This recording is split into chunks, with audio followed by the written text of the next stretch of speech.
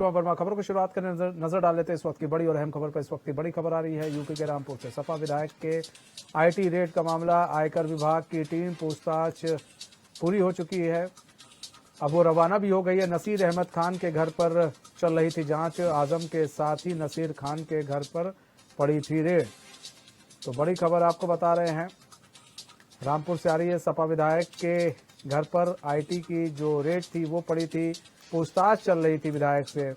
वो पूछताछ पूरी हो चुकी है। वो रवाना हो चुके हैं आईटी के जो भी अधिकारी थे। नसीर अहमद खान के घर पर ये जांच चल रही थी, आजम के साथ ही नसीर खान के घर पर ये रेड पड़ी थी।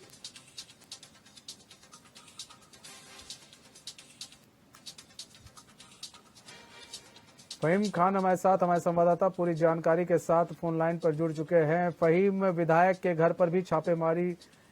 पड़ी थी, ऐसे में क्या कुछ पूछताछ हुई? क्योंकि अधिकारी तो निकल चुके हैं, क्या कुछ पूछताछ हुई है, कुछ पता लग पाया है?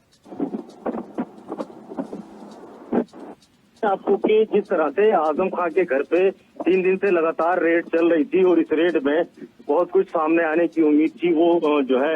आयकर विभाग की टीम जो है मौके पे जिस तरह से डटी हुई है और उसने आकलन किया है, मूल्यांकन किया है और दस्तावेजों को जांचा है। और स्टेट बैंक के अधिकारी अभी भी आजम खान के घर में है। और इसी तरह से आजम खान के जो करीबी थे और जवाहर यूनिवर्सिटी ट्रस्ट के जो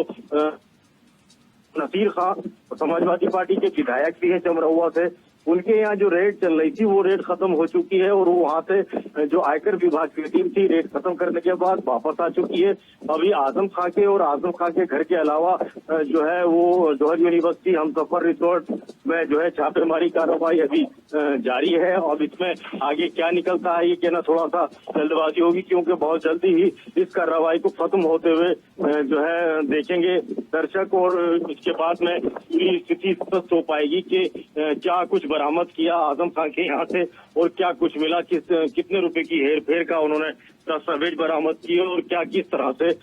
वो जो गोल्ड की बात की जा रही थी और सामान की एंटीक आइटम की और इसके अलावा कई चीजों की जो जिक्र चल रहा था उसमें वो क्या हासिल कर पाए, ये थोड़ा सा देखना होगा। क्योंकि अभी रेड जारी है आजम खान के घर पे, नसीर खान के घर पे रेड खत्म हो चुकी है और वहां से जो टीम है वो वापस आ चुकी है। जी,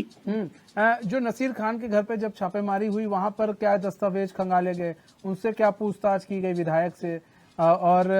ऐसे में क्या उनके यहाँ पर जब रेड पड़ी थी तो किस चीज को लेकर ये रेड की गई थी? मतलब उनको सूचित किया गया? क्योंकि कई सारी चीजें होती हैं, विधायक के घर पर आप रेड कर रहे हैं तो उससे पहले बहुत सारी जो फॉर्मेलिटीज थी वो पूरी हुई थी। नहीं, देखिए मैं आपको बता दूं कि जिस तरह से जवाहर यूनिवर्सिटी के अंदर जो सदस्य हैं, संयुक्त सचिव हैं, उपाध्यक्ष हैं और जो भी इससे जुड़े लोग हैं, उनके सभी के यहाँ पे रेड डाली गई थी और उस रेड में जो दस्तावेज खंगाले गए, जो रिकॉर्ड खंगाले गए, उसमें सिर्फ यही देखा गया कि जो पैसे का लेन देन है, जो पैसे का लेन देन हुआ है उसमें टैक्स की चोरी कहाँ की गई है और किस तरह से लेन देन हुआ है और उस लेन देन में जो ट्रांसपेरेंसी है वो है भी या नहीं है, या जो है वो सिर्फ रसीदें जिस तरह से बताया गया था, आरोप भी लगाए गए थे कि रसीदें काटने के बाद चंदा दर्शा दिया गया, जबकि चंदे का पैसा नहीं था बल्कि वो अपना ही पैसा था। और आरोप तो यहाँ तक लगाए गए थे और बताया गया था कि नगद पैसे देने के बाद में और चेक लिया करते थे चंदे के नाम पे, इस तरह का जो है भी खेल हुआ था। तो जैसी चीजें ये सामने हैं उसकी पूरी पड़ताल जो है वो जौहर यूनिवर्सिटी के अंदर, आजम खान के घर के अंदर, नसीर खान के घर के अंदर, क्योंकि संयुक्त सचिव हैं जौहर यूनिवर्सिटी के नसीर खान, अब्दुल्ला आजम और इसके अलावा सारे लोग जो है जौहर यूनिवर्सिटी से संबंधित हैं। नसीर खान बहुत अहम और खास भी हैं और भरोसेमंद भी हैं आजम खान के, तो इसलिए वहां पे पैसे के लेन देन के दस्तावेज की जो है वो जांच और उसका मिलान और उनकी बातों से उसकी पुष्टि, ये सब चीजें चली हैं वहाँ कार्रवाई के दौरान। जी, मतलब कहीं ना कहीं हर एक पहलू पर जांच करने की कोशिश की जा रही है कि कोई पहलू छूटे ना, जो भी जौहर यूनिवर्सिटी से जुड़ा है।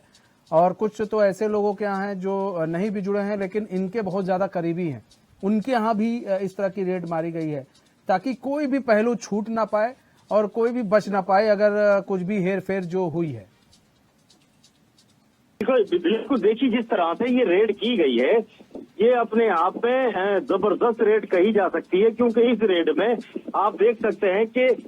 एक जो लोकल पुलिस होती है या पीएसी होती है, ये इस तक जो है ज्यादातर जो है वो रेड डाली जाती है, लेकिन आजम खां के घर पे जो रेड डाली गई है, इस रेड में एसएसबी के जवान, सीमा सुरक्षा बल के जवान लिए गए हैं और उनके पास जो शस्त्र हैं और शस्त्र के अलावा शस्त्रों के जो जखीरे हैं वो बहुत बड़े पैमाने पर गाड़ियों में भरे हुए हैं। बड़े पैमाने पर इसकी तैयारी करने के बाद और पूरा होमवर्क करके सारे ही रिकॉर्ड को अपडेट करके लोकेशन की अपडेट लेके ये टीम आजम खां और आजम खां के ठिकानों पर पहुंची और बड़ी बारीकी से हर पहलू को उन्होंने समझा है और लगातार 3 दिन से कोई भी पहलू ऐसा नहीं है जिसको उन्होंने छुआ नहीं है, जिसको देखा नहीं है। घरों के कोनों से लेकर जौहर यूनिवर्सिटी के गड्ढों तक में उन्होंने चीजों को खंगाला है, देखा है और इसके अलावा भी जो कोई कसर किसी तरह की भी टीम ने नहीं छोड़ के रखी है, क्योंकि 3 दिन से टीम यहाँ है और जिस तरह से टीम यहाँ है तो वो जाहिर सी बात है कि इतना बड़ा ऑपरेशन वो चला रही है तो खाली हाथ वो लौटना नहीं चाहेगी। वो कुछ ना कुछ बड़ा करके दिखाने के लिए ही वो इतने टाइम तक जमी है, तो इसलिए जो है वो जबरदस्त तरीके से बारीकी के हिसाब से देखें तो बड़ी बहुत ही नजदीक से बड़ी चीजों को, खास तौर से जो घर है, जो ऑफिस है, जो चीजें हैं उनको भी जो है समझा गया और परखा गया। स्टेट बैंक के मैनेजर अभी भी आजम खां के घर के अंदर हैं, स्टेट बैंक के कर्मचारी आजम खां के घर की तरफ है, तो वहां पर भी जो है उनको इसका मतलब ये कि वो दस्तावेजों का मूल्यांकन भी हो रहा है, लेन देन का, और उनकी सत्यता भी जांची जा रही है, परखी जा रही है और साथ ही उसमें लेन देन कितना हुआ है उसको भी समझा जा रहा है। जी फहीम, देखिए कई चीजें बातें सामने निकल कर आ रही हैं, जैसा कि अभी तो विधायक के घर से टीम निकल चुकी है, ऐसे में हर एक पहलू को छूने की कोशिश की जा रही है। आपने बताया कि सुरक्षा के पुख्ता इंतजाम किए गए। अच्छा, बहुत सारी पॉइंट आपने बताया कि हर एक पहलुओं को पहले से ही उस पर पॉइंट आउट कर लिया गया था कि हमको ऐसे छापेमारी करनी है ताकि कोई दिक्कत परेशानी ना हो, और सुरक्षा की लिहाज से भी पूरे इंतजाम किया गया कि कोई किसी प्रकार का कोई बवाल ना हो, क्योंकि एक अच्छे नेता हैं, एक अच्छा होल्ड है रामपुर में, तो कोई बवाल ना हो उसको भी मद्देनजर रखते हुए भी सुरक्षा के पुख्ता इंतजाम किए गए। लेकिन जो सवाल ये भी उठ रहा है कि ये जो बैंक के अधिकारियों को भी बुलाया गया है, स्टेट बैंक के अधिकारियों को, तो वहां पर उनसे क्या जो पूछताछ वो की जा रही है, क्योंकि क्या कुछ अधिकारियों की भी संलिप्तता इसमें पाई जा सकती है? जी देखिए, मैं आपको बता दूं, ये जो पूरा मामला है खास तौर से कह रहा हूं मैं इसलिए क्योंकि ये बहुत बड़े कैश के मामले में इस कार्रवाई को नहीं देख रहे हैं हम, बल्कि जो बैंक के अंदर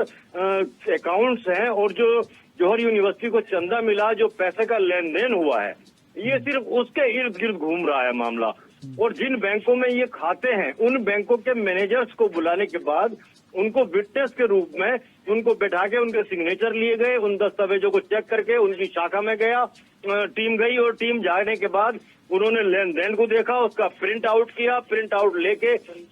उसको क्रॉस चेक किया, तो जो लेन देन है सिर्फ उसी पे पूरा मामला ये टिका हुआ है और इसलिए बैंक के अधिकारियों को बुलाया गया ताकि विटनेस के रूप में उनके सिग्नेचर लिए जा सके और इस कार्रवाई को आगे बढ़ाया जा सके। जी मतलब विटनेस के रूप में उनको बुलाया गया है। ऐसे में देखो, ऐसे में बात करें दस्तावेजों की, तो दस्तावेजों की बात करें तो दस्तावेज अभी पता नहीं लग पा रहे हैं कब तक है। अच्छा, ब्रीफिंग की बात की जाए तो कुछ पता लगा है फहीम कि ये कब तक ब्रीफिंग करेंगे ये लोग? जी हाँ, बिल्कुल। देखिए, ये आज शाम तक जो है 7-8 बजे तक ये जो कार्रवाई है निपटने की उम्मीद है और ये कल ब्रीफिंग सामने होगी दिल्ली से कि ये क्या क्या चीज जो है दिखाते हैं अब इसमें। ठीक है फहीम, बहुत बहुत धन्यवाद हमारे साथ जुड़ने के लिए, तमाम जानकारी देने के लिए।